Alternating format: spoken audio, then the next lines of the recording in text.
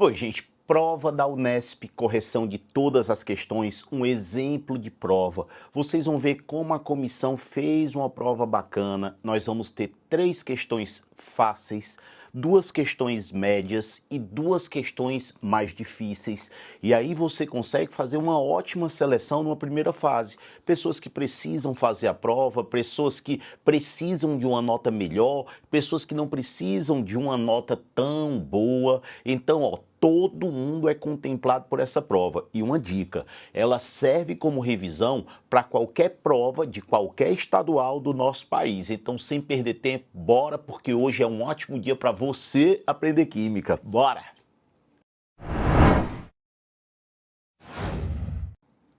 Bom, primeira questão, 69 da prova, vocês vão ter o seguinte. O exame de diagnóstico por imagem, denominado PET scan, sigla inglesa para tomografia por emissão de pósitrons, utiliza como emissor de pósitron o radionuclídeo F18. Ao emitir um pósitron, esse radionuclídeo transforma-se no isótopo O18, cujo número de prótons e o número de nêutrons são respectivamente iguais a.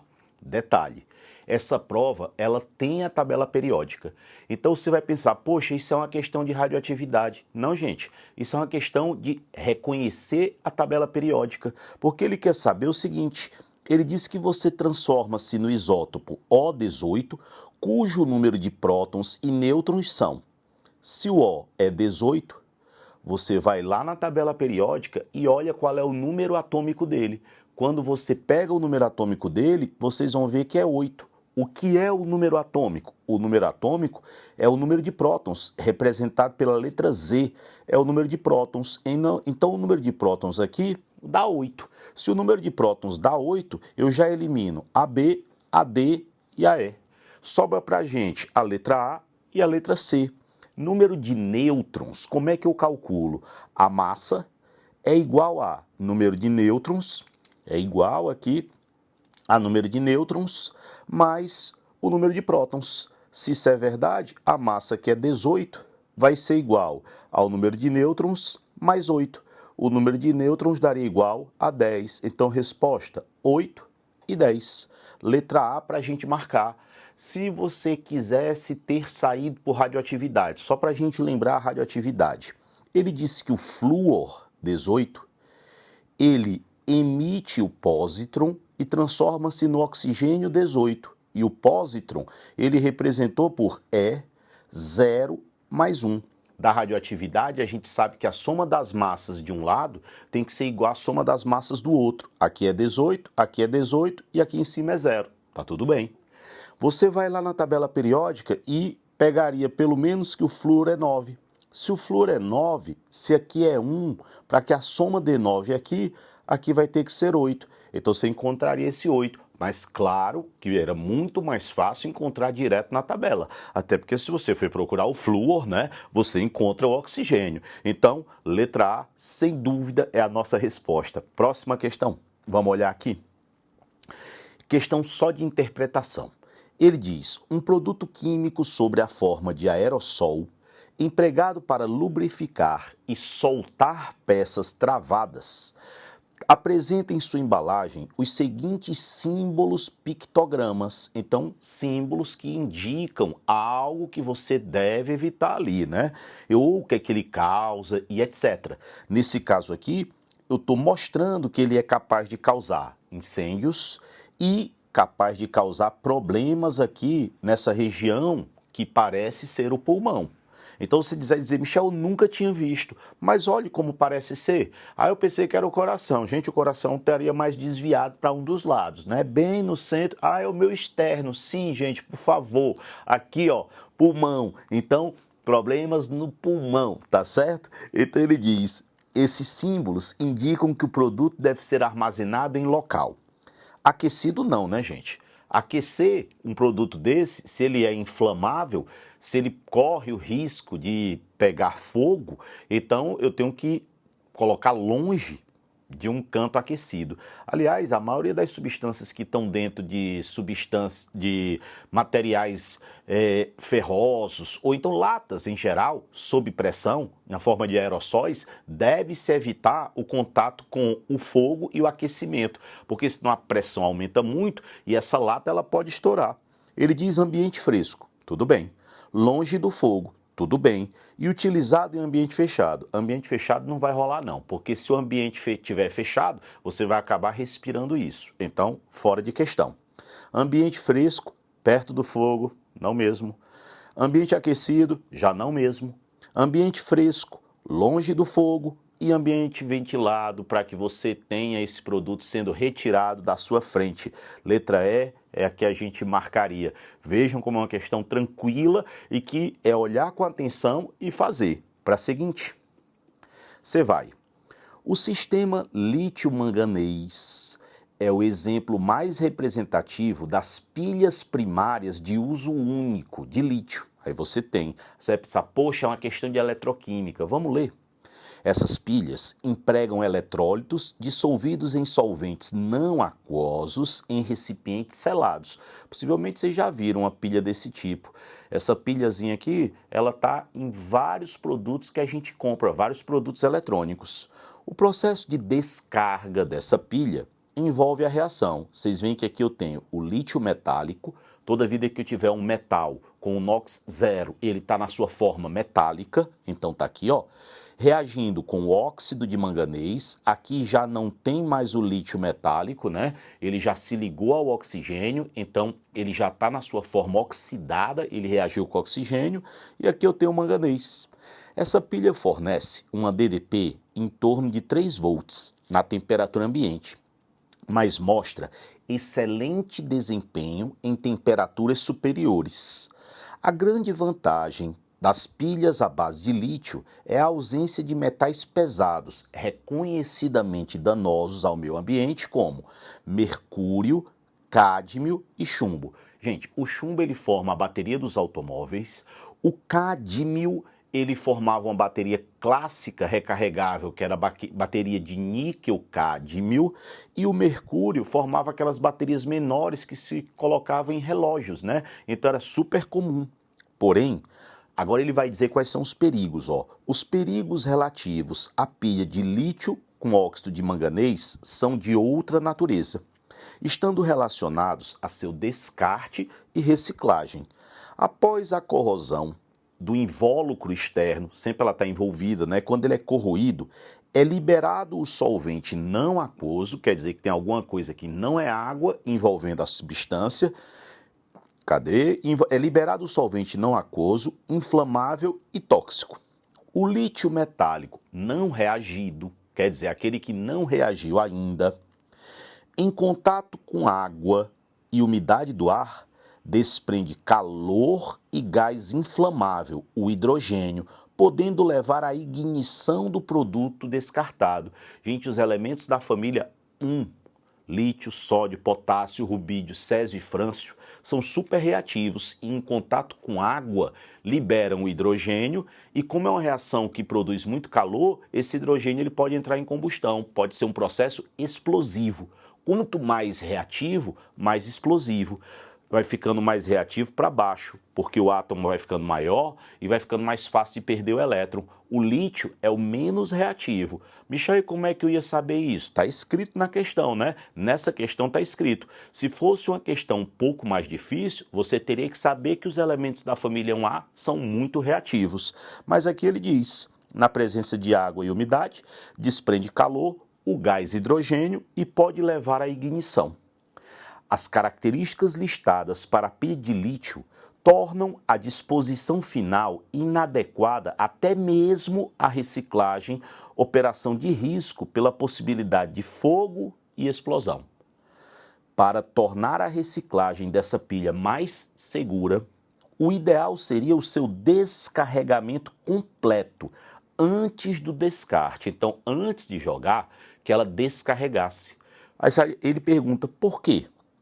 Gente, o que é que você evita? O que eu tenho que evitar é o lítio, Porque o lítio é que é a espécie que em contato com água pode levar à ignição. Então tem esse risco de fogo e explosão. Eu tenho que evitar isso daqui, ó, fogo e explosão. Então eu tenho que evitar o lítio.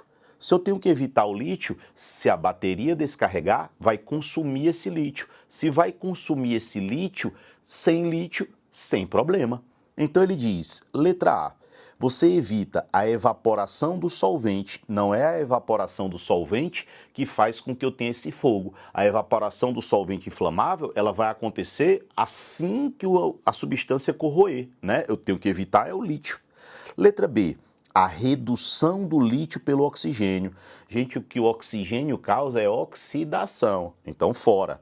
A reação do óxido de lítio com água. Ele foi claro que quem reage com água é o lítio metálico, está escrito no enunciado. Então, fora. Letra D, eu quero evitar a oxidação do lítio pela água. É isso que eu quero evitar para que não tenha esse fogo que é gerado pela reação do lítio com a água. E por último, interação da umidade do ar com o solvente inflamável.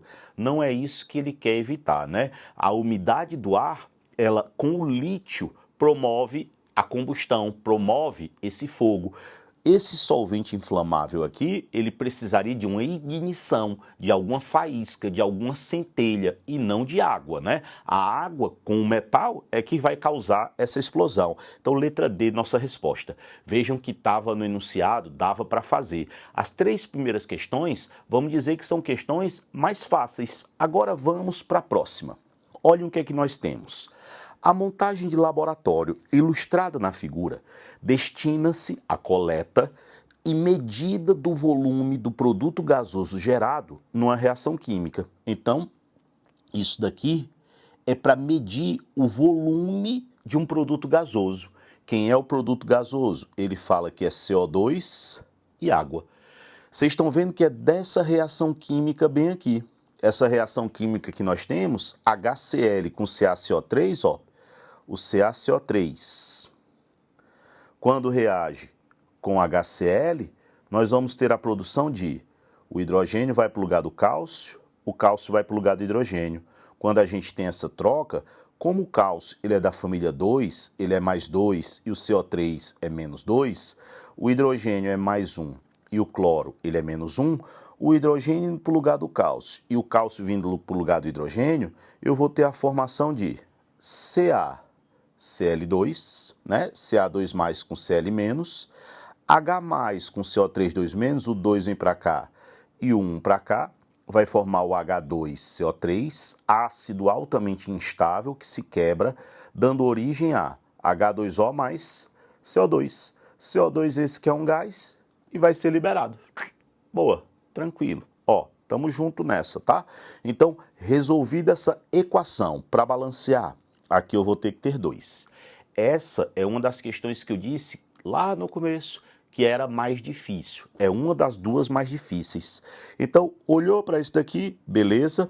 Aí ele diz, em um experimento envolvendo a produção do CO2 a partir do CaCO3 e do HCl, o líquido empregado para a coleta do gás foi água acidulada. Então, o gás é produzido, quem foi o gás produzido? O CO2.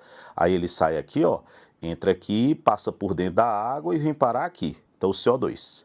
Michel, e de onde é que vem a água? Gente, como tem água aqui nesse recipiente, ó, ela vai evaporar até que ela atinja a pressão máxima de vapor, o equilíbrio.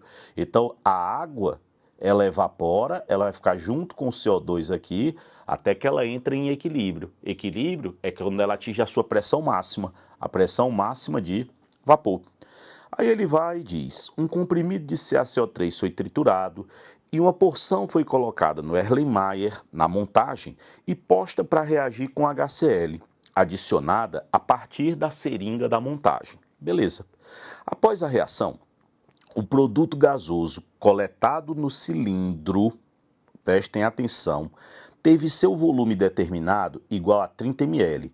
Então, o volume ocupado ali, 30 ml. Sabe-se que o produto gasoso recolhido é uma mistura de CO2 e vapor d'água.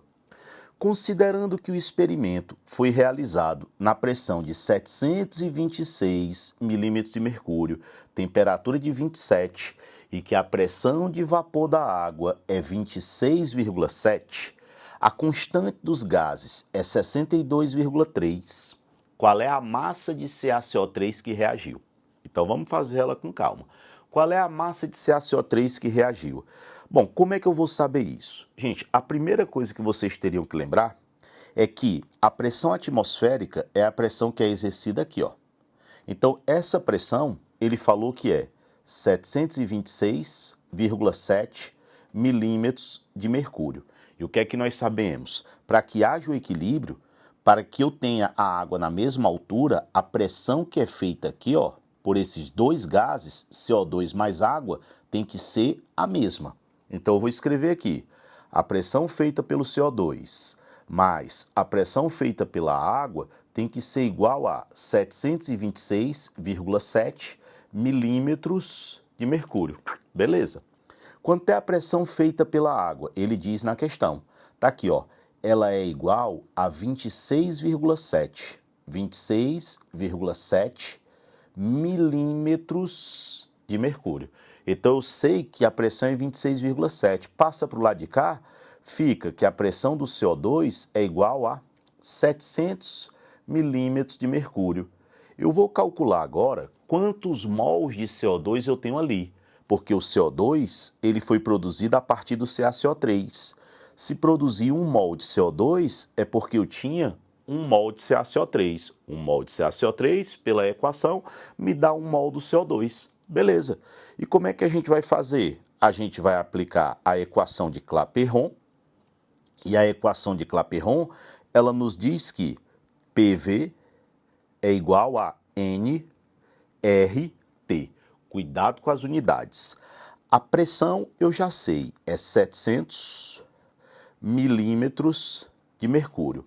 O volume ocupado pelo CO2 é o volume total do recipiente. A gente sabe que um gás, ele sempre ocupa o volume total. 30 ml. 30 ml seria 0,03 litros. Vai ser igual ao número de mols do CO2 que tem ali dentro, número de mols do CO2, vezes o R, que é 62,3 milímetros de mercúrio vezes litro, sobre mol vezes Kelvin. E a temperatura, ela tem que ir para Kelvin. Temperatura em Kelvin aqui, como é 27 graus Celsius, daria 300 Kelvin. Ficaria 27 graus Celsius mais 273, daria 300 Kelvin, que a gente não fala graus Kelvin, né? A gente diz simplesmente Kelvin. Beleza. Aqui, ó, o que é que eu posso fazer? Esse zero e esse zero vão embora com esse zero e esse zero. Já melhorou um pouco, né? O que é que sobra aqui pra gente? O que sobra é 0,03 vezes 7 daria 0,21. Então, daria 0,21. É igual a 62,3 vezes o número de mols do CO2. Vejam se vocês concordam comigo. Isso daqui, aliás, não, né? Porque tem esse 3 ainda aqui, que eu já ia esquecer dele. Eu posso recortar esse 0,03, daria 0,01, com esse 3 aqui, agora sim, isso aqui tudo fica igual a 1. Então, aqui não daria 0,21. Aqui daria 0,07. Pronto. Então, resolvida essa parte bem aí, o número de mols do CO2 daria igual a 62, 0,07 dividido por 62,3. Essa conta é que é chata pra caramba. Só que ele fala aqui, ó, aproximadamente, é mais próximo de, olhem só, aproximadamente. E os números estão muito longe um do outro, ó. 1, 0,01, 01, 0,01, 10, pelo menos 10 vezes. Então eu posso aproximar tranquilamente. Se eu posso aproximar tranquilamente, não vão dizer que eu estou ficando louco, é porque pode mesmo. O número de mols do CO2 daria, a parte de cima é 70 vezes 10 elevado a menos 3. E a parte de baixo é 62,3. Se eu dividir 70 por 62, vai dar 1,1. Então eu posso dizer que é aproximadamente 1, tá? Se é aproximadamente 1, ficaria 1 vezes 10 elevado a menos 3 mol. Isso porque é aproximadamente e as respostas estão muito longe. Vejam que eu não aproximei 10 vezes, foi só um pouquinho. Então, resolvido isso daqui. Se eu sei o número de mols do CO2, a gente sabe o número de mols do CaCO3, porque a gente viu na equação que 1 mol do CaCO3 me dá 1 mol do CO2. Então, a quantidade de CaCO3 é 1 vezes 10 elevado a menos 3. Beleza, só que ele perguntou a massa. Quando vocês calculam a massa do CaCO3, esse cara ele pesa 100 gramas para cada mol. Poxa, se 1 mol pesa 100 gramas, se eu tenho 1 vezes 10 elevado a menos 3 mol, eu vou ter uma massa M. Onde essa massa M, eu andaria 1, 2, 3. Se eu andei 1, 2, 3, eu posso dizer que essa massa M aqui, ela daria igual a 0,1 grama aproximadamente. Eu tinha dito que a questão era mais difícil. Vou reduzir aqui para ela caber toda numa página só. Pronto, ó. Então, cabendo todas, eram muitos conhecimentos que a gente tinha que ter na mesma questão. Então, dentro dessa prova aqui, era uma das mais difíceis, uma das duas mais difíceis, 0,1 grama, letra C é a que nós vamos marcar. Então, ó, tranquilo, vamos para a próxima. Lembrando que estamos resolvendo a questão toda numa porrada só. Essa aqui é média, tá? Ele diz, analise a tabela que apresenta os valores das entalpias de combustão completa. Combustão, a gente já sabe, reage com oxigênio e produz alguma coisa. Ele diz, combustão do ácido acético. Vamos fazer? Ele diz, C2, H4, O2, dando CO2 mais H2O. E o ΔH é igual a menos 874. Depois, combustão do carbono, C mais O2, dando CO2. E ele disse que o ΔH é igual a menos 394. E depois, combustão do hidrogênio, H2 mais O2, dando H2O. E ele fala que é ΔH igual a menos 286. Lembrando que a entalpia de combustão é por mol do combustível. Aqui no caso, ó, inclusive na primeira eu não botei o oxigênio, né? Vamos botar para a gente fazer o balanceamento. Então coloca o oxigênio aqui, coloca a setinha, vamos fazer o balanceamento. 2 carbonos, 4 hidrogênios, 4 hidrogênios. 4 oxigênios com 2, 6. 2 para ter 6, aqui é 2. Está balanceado. Aqui embaixo já está balanceado. Aqui, ó, lembrem que tem que ser 1 mol do combustível, 1 mol e 1 mol, porque aqui é por mol.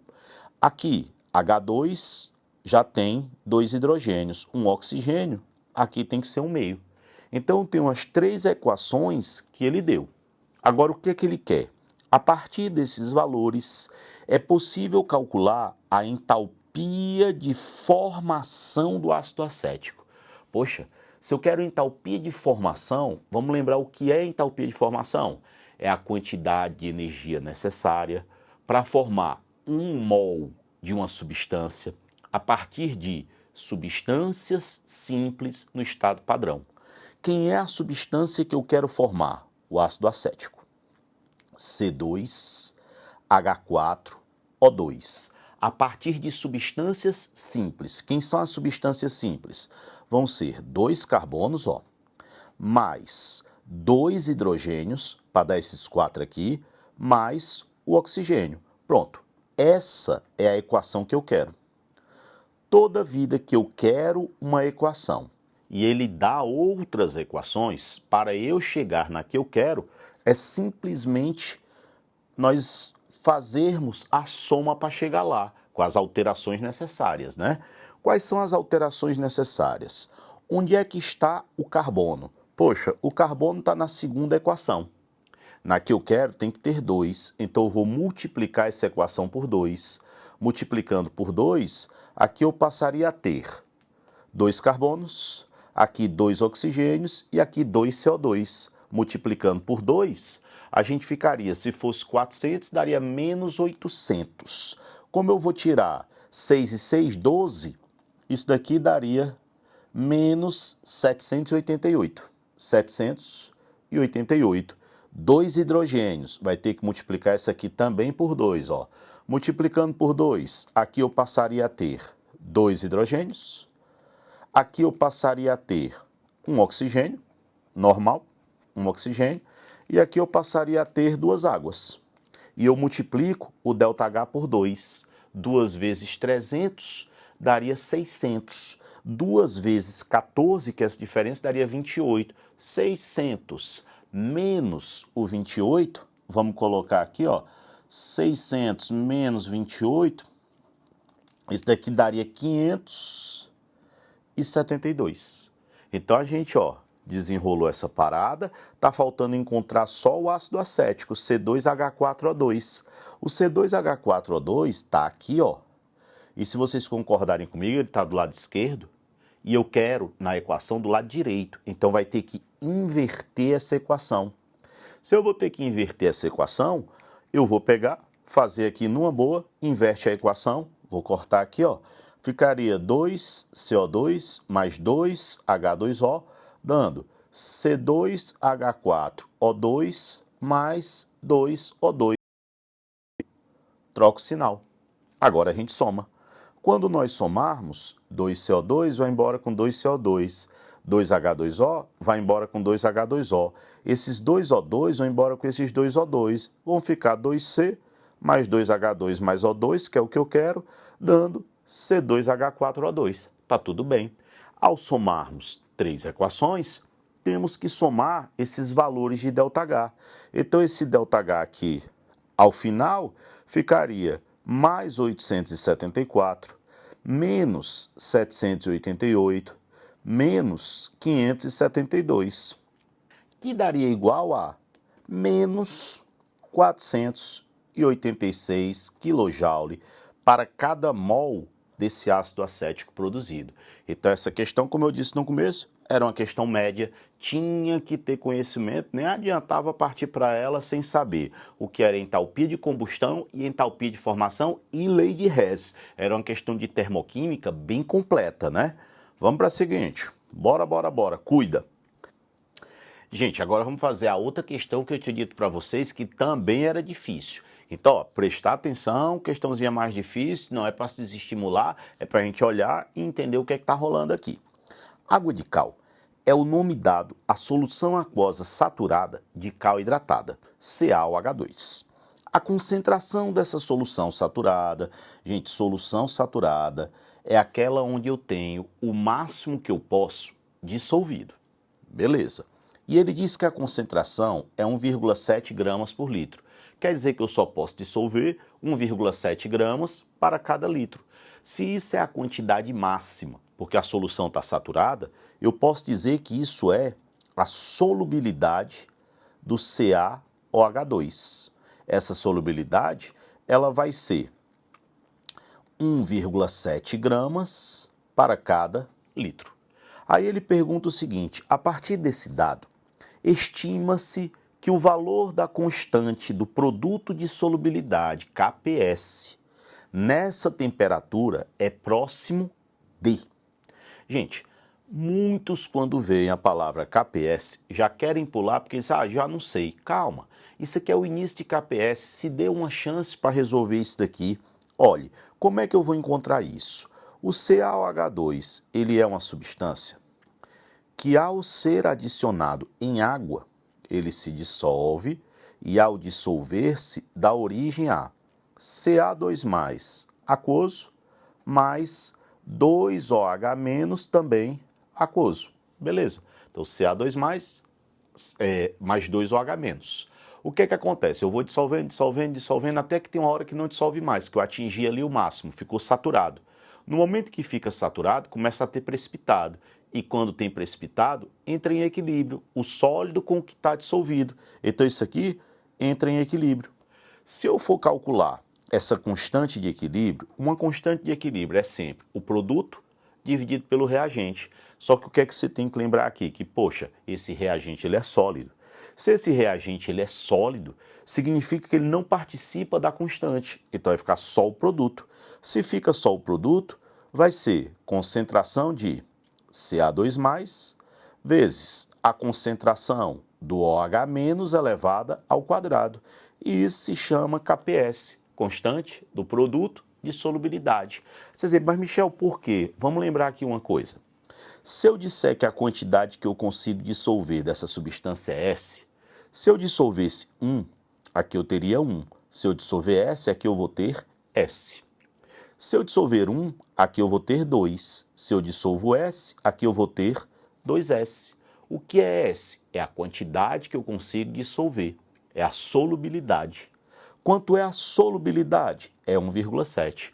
Poxa, se a solubilidade é 1,7, o único detalhe é que para calcular uma constante de equilíbrio, ela tem que estar em mol por litro e não em grama por litro. O CaOH2, essa substância bem aqui, ó, se eu calcular a massa, o cálcio ele é 40, o oxigênio ele é 16, o hidrogênio é 1 e eu tenho 2 desse cara, vezes 2. 16 mais 1, 17. 17 vezes 2, 34. 34 mais 40, 74 gramas para cada mol. Isso daqui é a massa molar dessa substância. Beleza, pura, tranquilo. O que é que eu posso dizer? Que se eu tivesse 1 mol, eu teria 74 gramas. Só que a quantidade que eu consigo dissolver é 1,7 gramas. Se eu consigo dissolver 1,7, o número de mols é N. Aí essa conta já é chatíssima. Essa conta, gente, N daria 0,023 mol. Isso daqui é quantos mols eu tenho em 1,7 gramas. Então isso corresponde a 0,023 mol a cada litro. É a solubilidade. E o que é que eu vou poder dizer? Poxa, o KPS vai ser concentração do cálcio, que é o S, que é 0,023 mol por litro, vezes 2S, 2 vezes 0,023 mol por litro, isso aqui é elevado ao quadrado. Estão vendo como a coisa complicou? Bem aqui, ó. Essas contas, elas não têm nada e passam longe de ter coisas simples nela. Ficaria, o KPS vai ser igual a 0,023 é 2,3 vezes 10 elevado a menos 2 vezes. Eu até tinha feito para ver se dava para aproximar antes, e não dá para aproximar não, tinha que deixar assim mesmo. Aqui ficaria 0,023 é 4,6. 4,6 vezes 2 daria 9,2. Então aqui ficaria 9,2 vezes 10 elevado a menos 2 elevado ao quadrado. Aí qual é o lance? O KPS aqui vai ser igual a 2,3 vezes 10 elevado a menos 2 vezes 9,2 ao quadrado. Aliás, 4,6, eu não sei nem de onde é que eu tirei esse 9,2, porque na verdade é simplesmente 4,6 mesmo, né? 2 vezes 0,23 daria 4,6 vezes 10 elevado a menos 2. Então vai ficar 4,6 ao quadrado vezes 10 a menos 2 ao quadrado dá 10 a menos 4. Gente, esse KPS aqui, ele dá igual, ó, 10 a menos 2 vezes 10 a menos 4 daria 10 a menos 6. E se você fizer 4,6 vezes 4,6 vezes 2,3, fizer essa parada que não tem nada de simples, vocês iam encontrar 48 mais ou menos. 48 vezes 10 a menos 6 dá aproximadamente 4,8 vezes 10 elevado a menos 5. E 4,8 vezes 10 a menos 5 é aproximadamente 5 vezes 10 a menos 5. Eu vou ser sincero que eu sou contra não esse tipo de questão. mas essa questão sem os números exatos. Porque isso aqui a pessoa vai fazendo, por mais que ela tenha tempo, que nem sempre é o caso, ela vai achando que errou. Porque ela está fazendo ali e começa a achar que errou, porque está enganchando, está enganchando, está enganchando. Então, se for numa prova que você não tem tempo, essa é a típica questão que você deve deixar para lá. Mas se for numa prova que você tem tempo, ou então naquela prova que você tem que acertar todas, a gente tem que ir para cima, mas ela demoraria conforme vocês estão vendo bem aqui. Se os números fossem mais inteiros, ela testaria apenas a capacidade do estudante de saber a matéria e não de fazer contas com números muito quebrados, né? Nada a ver isso daqui. Tudo bem, vamos para a última, que já é uma questão de nível médio e já daria para fazer com bem mais tranquilidade. Vou até aumentar aqui ela um pouco. Olhem o que é que ele diz. Uma das etapas de fermentação láctea consiste na transformação do ácido pirúvico em ácido lático, pela reação representada pela equação. Aí ele dá essa equação aqui, ó, ácido pirúvico, ácido lático. Aí ele diz, na transformação do ácido pirúvico em ácido lático, ocorre. O que aconteceu daqui para cá? Se vocês olharem, esse segundo carbono aqui, na ordem, né? Eu posso dizer, na verdade, o terceiro carbono. Esse é o primeiro aqui, ó, que o segundo aqui é o terceiro, primeiro, segundo, terceiro. Esse terceiro carbono não aconteceu nada e com o primeiro também não. Aconteceu nesse segundo carbono aqui. Então eu vou dizer que onde aconteceu algo foi aqui. Foi aqui. Poxa, o que foi que aconteceu? Esse carbono estava fazendo uma ligação dupla. De repente, aqui vocês estão vendo que transformou-se em uma hidroxila e para completar, aqui eu tenho que ter um hidrogênio. Ó. Então houve a entrada de hidrogênio. Toda vida que eu tenho entrada de hidrogênio e ele está mostrando bem aqui, é uma redução. Entrada de oxigênio é oxidação. Entrada de hidrogênio é redução. Então já matamos a D e a E, porque eu sei que isso daqui é uma oxidação. E a redução, desculpe, isso aqui é uma redução. E essa redução, ela aconteceu aonde? Nesse grupamento. Como é o nome desse grupamento C-O? Carbonila. Ó só, C-O, carbonila. COH, hidroxila. E C-O, OH, carboxila. Carbonila, hidroxila, carboxila. Então aconteceu na carbonila. Então vocês podem ver carbonila, carbonila, matamos a letra C. Aí ele diz, de um composto oticamente, o que é que eu posso dizer sobre esse composto? Para ser oticamente ativo, deve ter o carbono quiral. Carbono quiral é aquele que está ligado a 4 espécies diferentes. Para eu estar ligado a 4 espécies diferentes, eu tenho que estar fazendo 4 ligações. Eu tenho que ser sp3. E se vocês concordarem comigo, aqui, ó, esse carbono é sp2. Esse carbono aqui, ele é sp2, ele está fazendo dupla, O único que faz 4 ligações é esse aqui da ponta. E ele está ligado a 3 hidrogênios. Então, ele é oticamente inativo. Letra B é nossa resposta. Vamos só observar que o segundo composto ele é oticamente ativo. Olhem para esse carbono que sofreu o processo, que sofreu a redução.